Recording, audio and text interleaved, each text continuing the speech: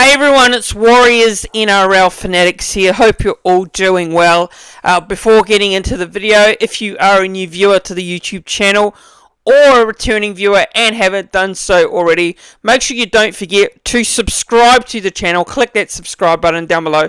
It really helps and it shows your support for the content that I do, and it's absolutely free as well. And yeah, we're trying to get to 3k subscribers, so help us get to that goal of 3k subscribers.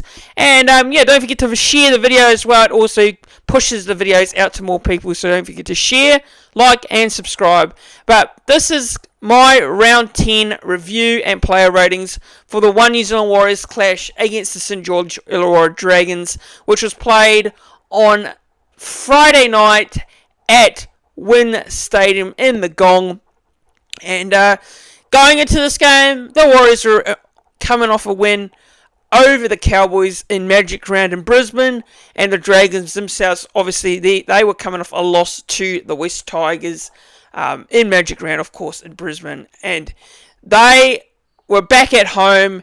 And this was a game where, for me, look, I was very nervous about this game, and I know the Dragons are really hot and cold side, but in saying that, the Dragons' record at home against the Warriors is outstanding, and the Warriors don't have a great record, only winning two games in Wollongong in our club history. So I always had a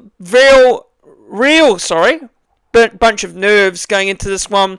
Obviously confident, but you know, there's also nerves as well with this game. But Warriors Dragons, obviously Warriors coming into this game sitting in the top 4, Dragons needing to win to bounce back to you know, well, get some consistencies to try and challenge for top 8 spot, you know, for the rest of the season. So this was a must-win game for the Dragons. More so, but for the Warriors, it's about continuing on that consistency and, you know, getting another win on the road, which they were able to do at Suncorp Stadium in Brisbane. But the Warriors got off to a very good start. The first try came through Luke METCALF, and once again, Luke METCALF, like he has been the past couple of weeks, has really stepped up. You know, he's really showing, you know, improvement in that 7 jersey. A lot of people at the start of the season, especially after the first game, were saying Luke METCALF is not a 7, he shouldn't be a halfback anymore, we should drop Luke METCALF back to the 6. Some people were saying, even going out there and saying we should drop him out of the team altogether, which I think is complete over the top. And I said it, that Luke METCALF needs time in the 7 jersey. Now, come for the hour, Luke METCALF getting the first try, individual try for the Warriors, and he goes over to make it 4-0, beating a couple of defenders, and the conversion is made at 6-0. We're only 32 minutes into this game, and it's a good start from the Warriors early on. Now, the Warriors, for me, continue to dominate this early stages of this game, and yeah, it was the Warriors that actually received a penalty, and that was through Clinton Gutherson stripping the ball in the tackle of Aaron Clark, and the Warriors decide we're going to take the 2 points. And look, at the time I thought we had the Dragons under the ropes, and you know, I thought going for the try would have been the better option, you know, pile on some more misery on the Dragons. But well, obviously you take the points, you have the Dragons, you know, the Dragons not being able to, well, they had an opportunity early on, the Warriors managed to scruff it out, but other than that, the Dragons just did not look at all in sync early on in this game. So METCALF going for the kicks, make it 8-0. You know, a good solid start there from the Warriors, 8-0, and you take it any stage. You take it at any time of this game. So 8-0 the lead was. But 23 minutes remaining, and again the Warriors do go out to another lead, and that extension of the lead came off another try, but this one was batted back by Pompey in the air, and Tane Tuapiki goes over to score. And look, it's a pretty you know, easy try for the Warriors to score here. And the Warriors go to 12-0 lead. The kick is this time missed by Luke METCALF conversion. And yeah, it was 12-0 to the Warriors. And from there on, we had a few more opportunities, I thought, to score more points. We were able to extend our lead out even more to 14-0 at halftime. Look, from the first half, I was impressed with the first half, especially for the fact that Luke Metcalf was controlling this game very well in the halves. Our forwards were doing the job, laying the platform. Aaron Clark especially. Mitch Barnett was rock solid as well. Chance Nico Klukstad also having a very solid game at the back. But yeah, look, the second half was the complete opposite. It was so difficult, the second half.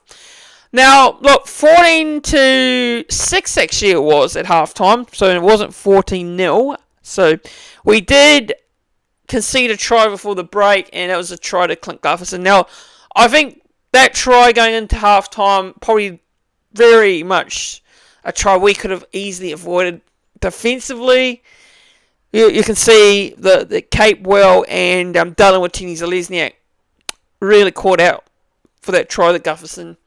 And yeah, it was a bit of a shame that we conceded that try, because I thought, maybe at 14-0 it would have been a lot of a better score than 14-6. So, the Dragons probably would have taken a lot of confidence going into the break with that try to Clinton Gufferson there. But the second half was all Dragons, it was all Dragons, and they managed to get back in this game, and they locked it up at 14-all. Again, Dylan Watini-Zalesniak, I hate to say it, but this wasn't his greatest game. Back from injury in the first grade side, a couple of tries he leaked in. Could have really done a lot better, just getting caught out defensively, Dylan, but he wasn't the only one. Capewell got caught out. You had Metcalf as well. Also Tane, a couple of poor defensive reads, which led to the tries that the Dragons scored, which had it locked up at 14-all.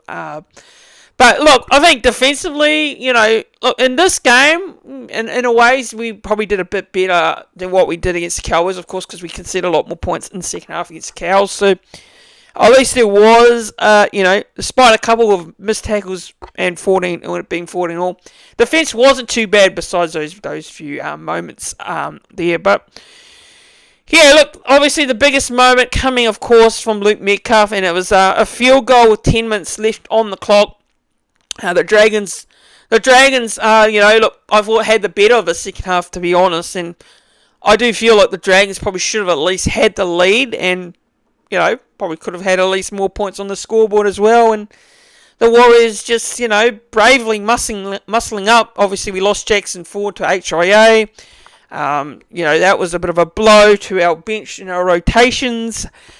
But yeah, the Dragons, look, I think if you're a Dragons fan, you'd be very frustrated, because even Shane Flanagan, the post-match, thought the Dragons were doing a lot better.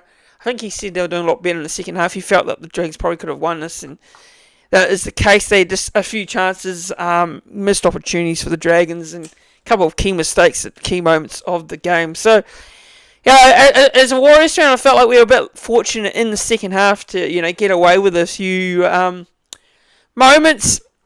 We took our moments with the field goal, and Luke Metcalf, man, just great to see him own that moment there, get that field goal, go up by a point. Look, 10 minutes remaining. You do wonder if it is a bit early to go for the field goal. But in saying that, look, you take the point and you rely on your defence to get you over the line, and that's what the Warriors did. Val Holmes had an opportunity to go for a field goal. He sprayed it. He missed a kick. And from there on, the Dragons, a couple of minutes ago, they tried to, shift the ball. And, they made an error on the last play, which really sums up their performance. And despite scoring 3 tries, the Dragons scored 3 tries, and we only scored 2, but they lost this game. So it's crazy how that happens. That's the NRL. That's the reality of the NRL. Look, I think this wasn't our greatest performance, no doubt about it. You look at the scoreboard, you say, it's not pretty, it's ugly. But in saying that, I take the 2 points any day of the week. I feel like it was a game where, you know, it was a game of two halves for me. It really was. And the Dragons, probably the better side in the second half, probably deserved to win the game in the second half if you based it off what they did in the second half. But, you only get what you deserve at the end of the day, and the Warriors got there in the end. And our first half was great, to be 14-6 up at the break, but easily probably could have done a lot better if we didn't, if we were, a bit more clinical with our attack. But hey, look, in saying that, full time, the scoreline was 15-14. Look, tries, Dragons, Clinton Gutherson, Dylan Egan, Corey Allen. Warriors scored 2 tries with Luke Metcalf attained to a picky. Conversions, Val Holmes missed 1 from 3. So I guess, despite what people say about Metcalf's goal kicking, Val Holmes' goal kicking wasn't any better either. So 1 from 3 from him. Luke Metcalf had 1 from 2. Penalty goals, 1 from 2 for Luke Metcalf. And yeah, those are the scorers for the game. Over to the game stats now. So possession-wise, the Warriors had 52% of the ball, and the Dragons had 43%. 48%. Guys, my apologies there. 48% to the Dragons, 52 to the Warriors there. Now, time in possession, 28 minutes and 32 seconds to the Dragons. Warriors spent 30 minutes and 21 seconds. Completion rates, Dragons 73% with a 34 out of 46 sets. Warriors completing very well at 92% there with 37 out of 40. So, as you guys would know, the Warriors, if you look at the stats this season, the Warriors sit very high in terms of their completion rates as well. So, look, no surprises there with our completion rate being so high in this game. And in the 90s is outstanding stuff by us in this one. All runs, 185 to the Dragons, Warriors 184. All running meters, 1,710 to the Dragons, 1,701 to the Warriors. Post-contact meters, Dragons 541 to the Warriors 568. Dragons made 5 line breaks to the Warriors 3, and the tackle breaks, Warriors 28. The Warriors 23, Dragons 28. Kick return meters, 125 to the Warriors, 165 to the Dragons. Kick meters for the Warriors, 743 to the Dragons, 386. So we kicked the ball for a lot more than what the Dragons were. And then the offloads, the Dragons had 14 offloads to the Warriors 5. Now tackles made, Warriors 370, Dragons 398. And the missed tackles, Warriors 28, Dragons 23. Penalties conceded, Warriors 7, Dragons 6. And ruck infringements to the Warriors with 5 to the Dragons 1.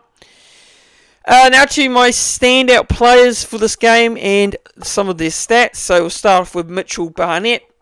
So 17 hit-ups, 20 all runs, 186 all running meters, 66 post-contact meters, 3 tackle breaks, 1 offload, and 47 tackles. Aaron Clark was another standout with 16 hit-ups, 18 all runs, 177 all running meters, and 65 post-contact meters with 1 tackle break, 1 offload, and 52 tackles. And Leka Halasima also had a good, strong game. 11 hit-ups for 11 all runs, 120 all running meters, 51 post-contact meters, and 1 tackle break for 32 tackles.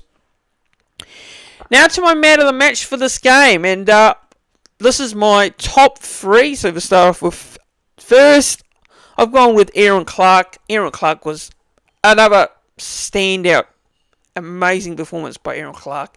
Again, showing why he's been so consistent for the Warriors this season and as a whole in the NRL. And look, call me biased, call me one-eyed, but Aaron Clark's probably the signing of the year at the moment. Second spot, I've gone with Luke Metcalf again. Luke Metcalf had a very strong performance. Now, look, second half probably tailed off a little bit, but first half he was outstanding. Still did outstanding. Obviously, got us over the line, kicking that field goal, which was very, very important. And of course, him scoring the first try of the game. Number 3, at third on my man of the match for top 3, I'm going to go with Mitchell Barnett. And Mitchell Barnett, like I say there, if you read his stats, if you see how he performed, he was absolutely brilliant. And leading the way, skipper Mitchell Barnett, the captain. Now on to the player ratings for this game, and this is where I give my honest thoughts on the player and how they performed and what I rate them out of 10. So starting off with Chance Nickel-Klugstad. So Chance Nickel-Klugstad, a solid showing by Chance Nickel-Klugstad. He did run for around over 200 meters there. And I'm going to give Chance Nickel-Klugstad a 7.5 out of 10. 7.5 out of 10 for Chance Nickel-Klugstad. Dylan Watini-Zelezniak, DWZ, wasn't the greatest of returns to first grade for Dylan in his first game of 2025 in the NRL. And I'm going to give Dylan Watini-Zelezniak here a 5 out of 10. But also, just cover off on the stats. 14 runs and made 4 errors. Caught out a couple of times there in defence, way too often in my liking, but other than that, he made 132 running meters, still runs very well there, but not the greatest performance from Dylan in his first game back, but hey, look, he'll only improve and he'll only get better as he gets more match time. Adam Pompey, I'm going to give Adam Pompey here a solid 6.5 out of 10. Adam Pompey, look, I think he was quite quiet, but look, still did his job very well. 16 runs for 121 all running meters. Coming up against Moses Suli, not an easy player to mark. And look, he did pretty well against Moses Suli, so you didn't see a lot of Moses Suli, show much damage to the Warriors' defence, and Pompey did his job there pretty well on marking him. So I'll give him a solid 6.5 out of 10. Kurt Capewell, played the whole match at centre. I did feel like he was quite targeted quite a lot. Missed 5 tackles, not great. Made 70 metres. Obviously, we really trust Kurt Capewell to play, in that role.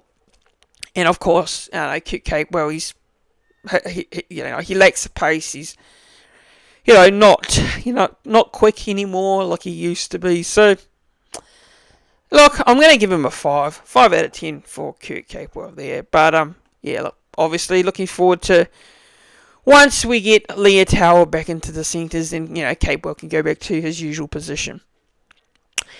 Tane Tuapiki here. I'm going to give Tane Tuapiki a solid 6.5 out of 10. I think, bearing one moment, in this game with Tane, obviously scored the try. So, I'll give him a 6.5 out of 10.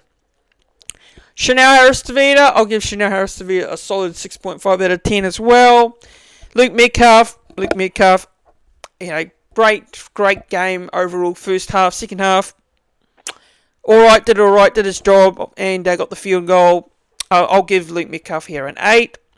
Mitchell Barnett, one of our best forwards alongside Aaron Clark for me, and I'll give Mitchell Barnett a 8 out of 10. A really captain's knock by Mitchell Barnett in the forwards. Wade Egan, I'm going to give Wade Egan a 7 out of 10. Once again, very strong defensively. Wade's probably for me easy the most in-form hook at the comp at the moment. I'm going to go in and say he's the best hook in the comp right now. Obviously Harry Grant's up there as well, but I'm going to say Wade Egan's definitely the best hooker in the comp.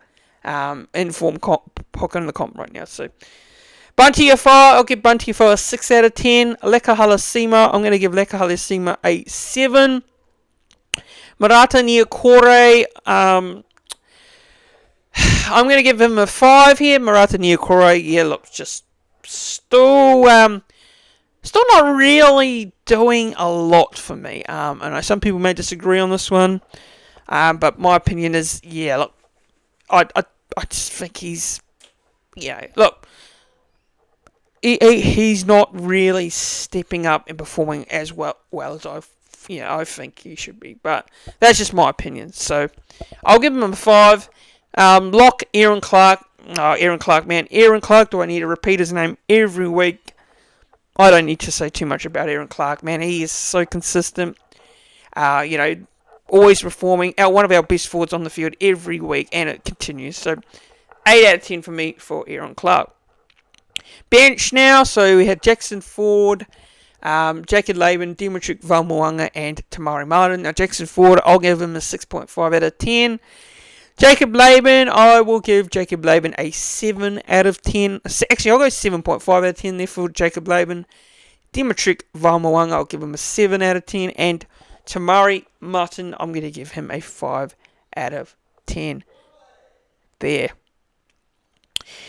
Now to... that is it there. So that is my player ratings for the game.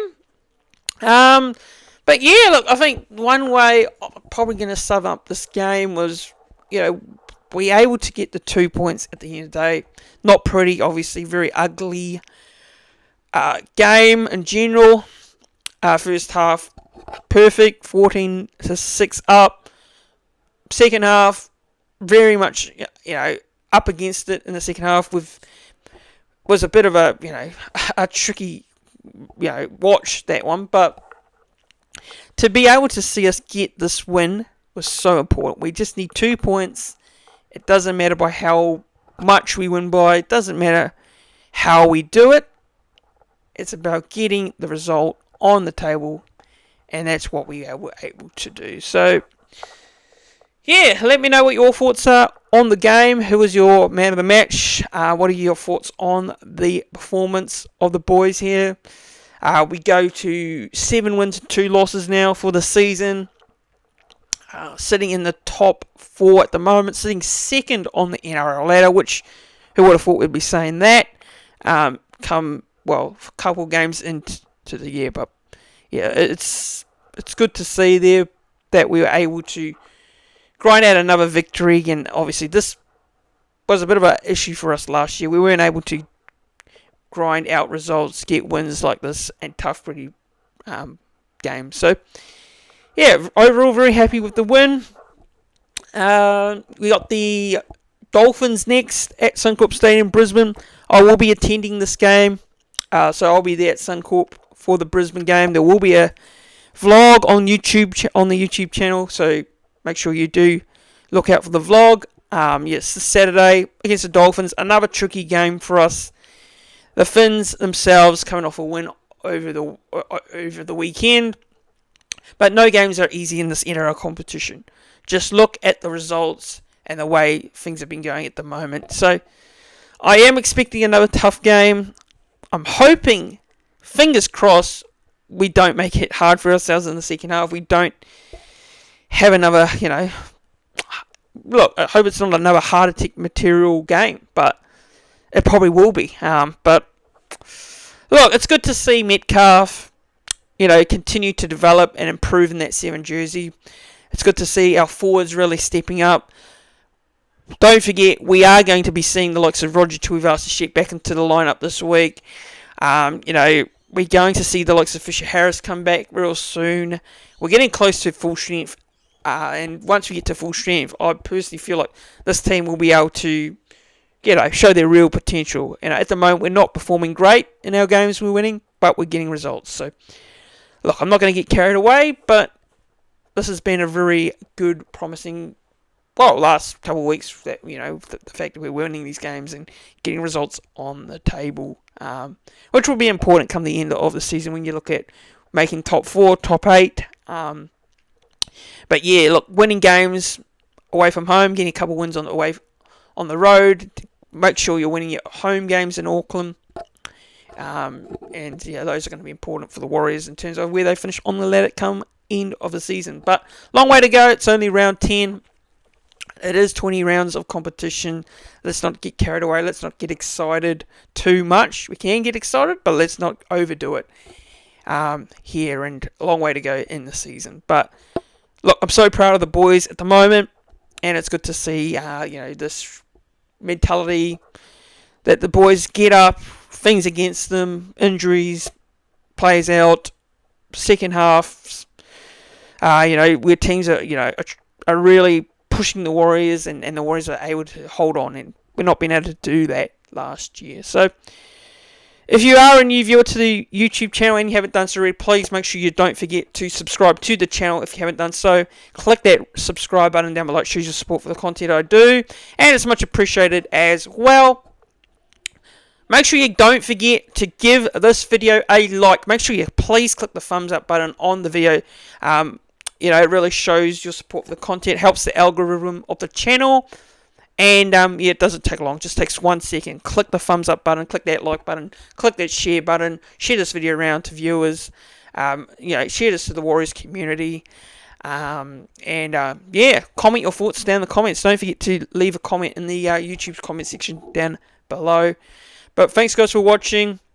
Up the WAHS, and I'll be back for another video real soon. Cheers.